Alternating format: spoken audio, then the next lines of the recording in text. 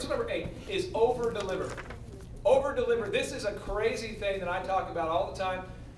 Napoleon Hill once again. And Napoleon Hill says that you have to over-deliver and then eventually that you will be overpaid. So if you're a DJ, tell me how you would over-deliver to your bride. You just did her wedding and you promised her you would do her wedding for 4 hours. And it's 11 o'clock and the party's jamming. You promised 4 hours. How do you over-deliver? Somebody. Yeah, so we started doing unlimited time.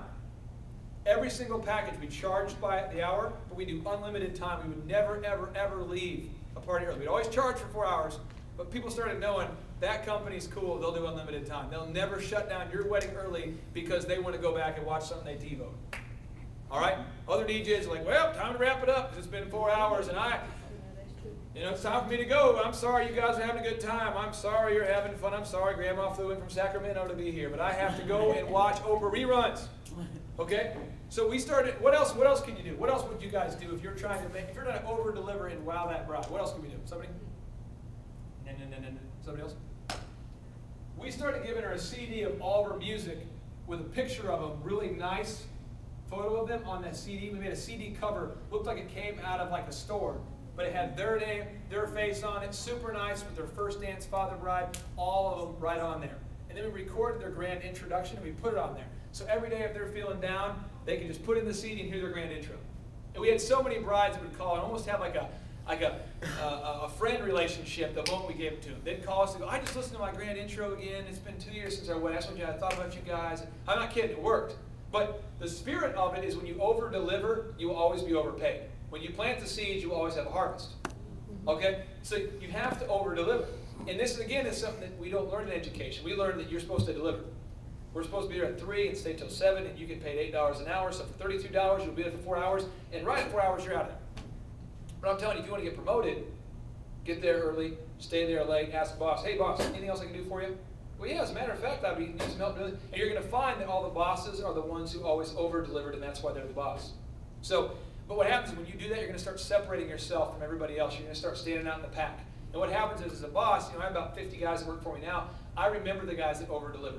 So when I'm considering promotion, I just had a talk this morning on the way here with Daniel McKenna, great guy. And I'm like, Dan, I want you to head up the photography company. I want you to do it. He's a 25-year-old guy. He's just been busting it. And I'm just like, you have to take over. I need you to do it. I know you can do it. He just can't believe it. He's like, I can't believe it. But he deserves it. And it's not based on how long he's been there. It's just he's always over-delivered. When my wife and I had a little problem with the pregnancy there, he's the guy at the hospital. Not because he was trying to suck up, but because he wanted to over-deliver. It's over-deliver. So I'd like you to write down an example. What's an area that you could start over-delivering today as far as your action step? What is something that you can do at your job, at your class that you're in, maybe in a professor? What is the way you can over-deliver to break through the clutter? If you got to turn in a paper, how could you put your own stamp on it so that they're going to grade 100 papers, but they remember yours? Because when it's time to get scholarships, who are they going to remember? When it's time to nominate somebody, who are they going to remember? The reason why I've won a ridiculous amount of awards and stuff is because people remember what I do. Because I intentionally do a little afterglow. Okay? So I just want to make sure, what could you do?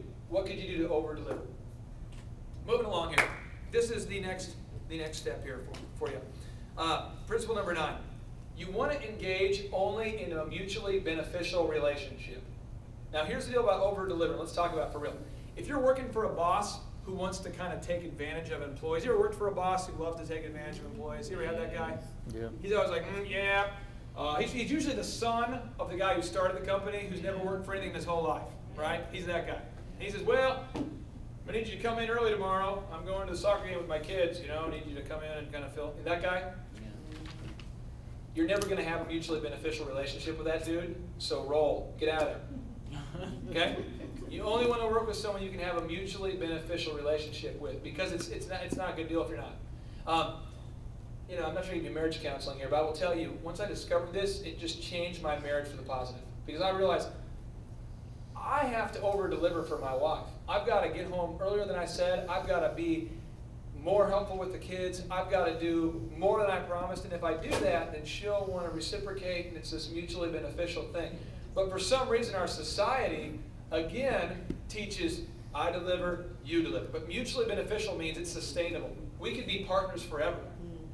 So the guy I'm partnered with on real estate, if you want to look us up online, it's Fears, as in Frank, fearsclark.com, and we do real estate commercial transactions. He's a guy, I've just had a mutually beneficial relationship with him for a long time. It's just, I haven't really bought anything from him, he hasn't bought anything from me. It's just more as we help each other out, we've known of each other for a while, we've become friends, we've kind of, and I've never, you know what I mean, it's a give and take relationship. And it's happened to the point where now it's sustainable. So when he was starting his commercial business, he said, I want you to head up the marketing department. I would like for you to work with me. It's a mutually beneficial thing. So I want you to take just a second as far as your action step, and I'd like you to write down at least one relationship that you're going to have to terminate starting today that is just jacked up. Just something that you are, he's the guy who asks you for a ride to school every single day, and he also drinks, he takes a sip out of your drink while you get gas. And you say, did you just take a sip out of my drink? Yes. You know, the guy who says, can I come over tonight? And then he just stays for weeks. The dude who lives on the couch. You know what I mean? It's the brother-in-law who lives on the couch and he's always going to get a job. I've been interviewing. You know, who's that guy? Who's the taker? Go ahead, write him down. Write him down. Get it done. Go make that call. Release it. I love you, but we need to have mutually beneficial. So until you benefit me, it is V-name. Okay? Write that down. Because you're going to find, I'm going to tell you, you're going to find with Oprah, who's her friend?